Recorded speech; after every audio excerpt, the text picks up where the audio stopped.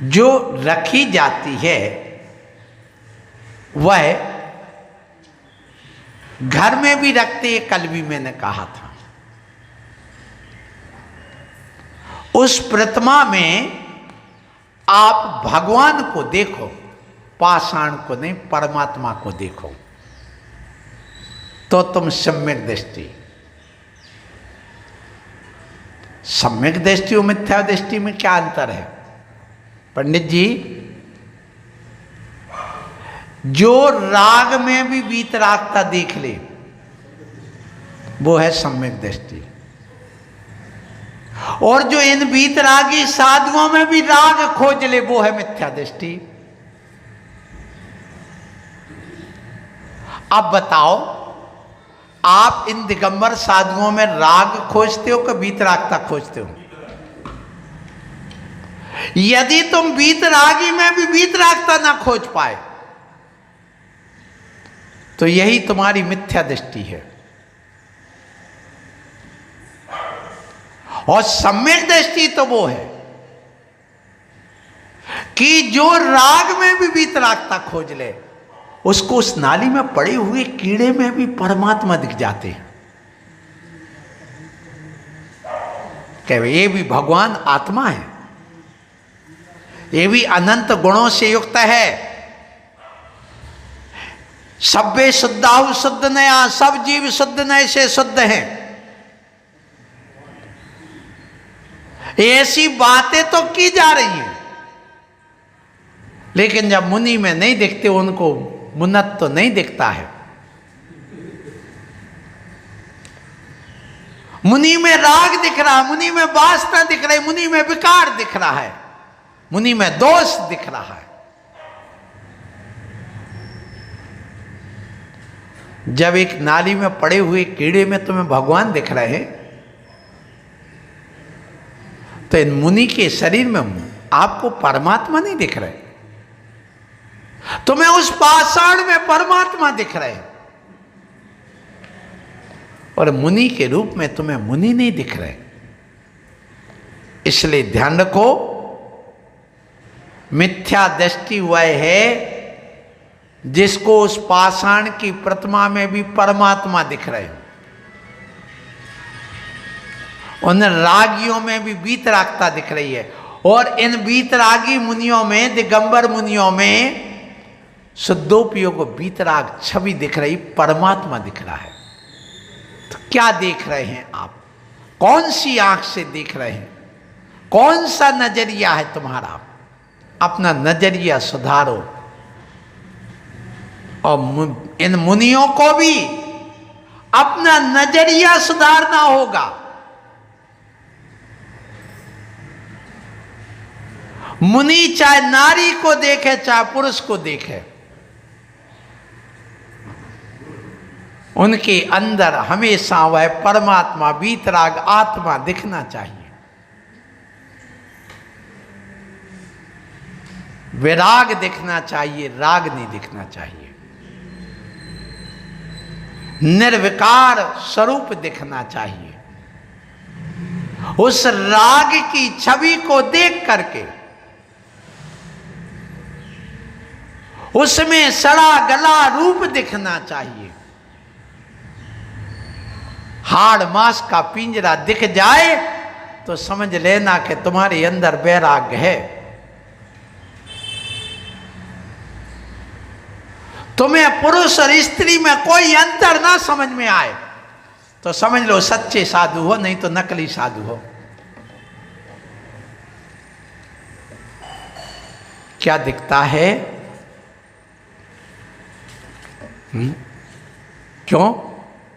हाड़ मांस का बना ही पिंजरा, नव द्वार गहे गिन बहे घिन घिनियारी, दे करें किम यारी। ये बताओ, क्या नारी के शरीर में 9 मलद्वार हैं या पुरुष के में है? कि दोनों के हैं? दोनों के। क्या सप्त धातु अकेले पुरुष में है कि नारी के में भी है? हाड़ मांस तो सबके बराबर बने हैं, पिंजरा है। दिख क्या रहा है, ये बस ध्यान रखो। जहां ये भेद ना रह जाए वहीं अभेद आ जाता है, और जहां अभेद आ जाता वहां वीतरागता आ जाती है। ये दृष्टि आने पर ही कपड़ा छूटता है, नहीं तो पशु भी नंगा घूम रहा है। ऐसी दृष्टि यहां पर आपको रखना होगी। और यही आपको बता रहा हूं कि हमारे यहां पर ऐसे एक गाथा मिलती है, एक श्लोक मिलता है, गुरु मनुष्य बुद्धि ही स्तुः मंत्रे चा अक्षर बुद्धि कम प्रथमायाम शिला बुद्धि कुर्बाणो नरकम ब्रजेत। इसका अर्थ है निर्ग्रंथ गुरु में विकार की दृष्टि, सामान्य मनुष्य की दृष्टि बुद्ध रखने वाला जो व्यक्ति है, और नमोकार मंत्र में अक्षर की बुद्धि रखने वाला, ये तो अक्षर है का खा गा गा, ये बुद्धि रखने वाला, और प्रथमायाम शिला बुद्धि,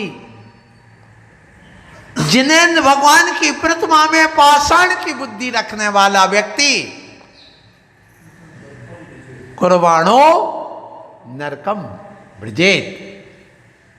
ऐसी बुद्धि वाला मिथ्या दृष्टि है और वह नरक में जाता है सीधा सीधा। इसलिए नजरें बदलो, नजारे बदल जाएंगे। किश्ती बदलो, किनारे बदल जाएंगे। नजरें बदलती हैं तो नजारे बदल जाते हैं, और किश्ती बदलती हैं तो किनारे बदल जाते हैं। ये मोक्ष मार्ग दृष्टि का खेल है और कुछ नहीं। उसी पाषाण में तुम क्या देखते हो?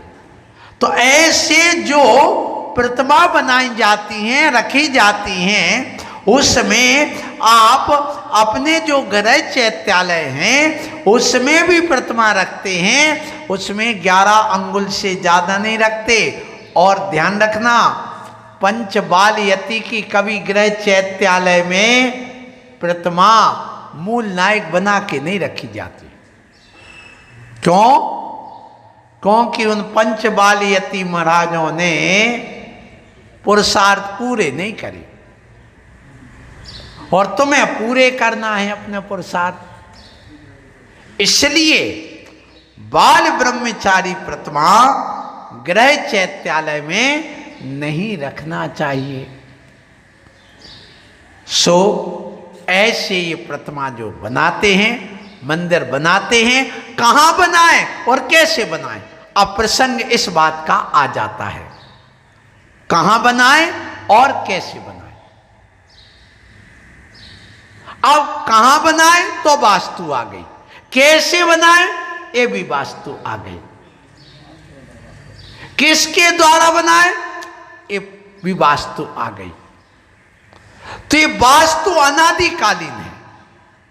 एकांत आदि स्थान में, तीर्थंकरों के कल्याणक के स्थान में, जहां पर आपके मुनियों ने तपस्या करी हो, उस स्थान में, नगर के शुद्ध स्थान में, प्रदूषण रहित, चोर लुटेरे रहित, सांप आदि के बिल से रहित ऐसे उत्तर या पूर्व मुखी मंदिर बनाना।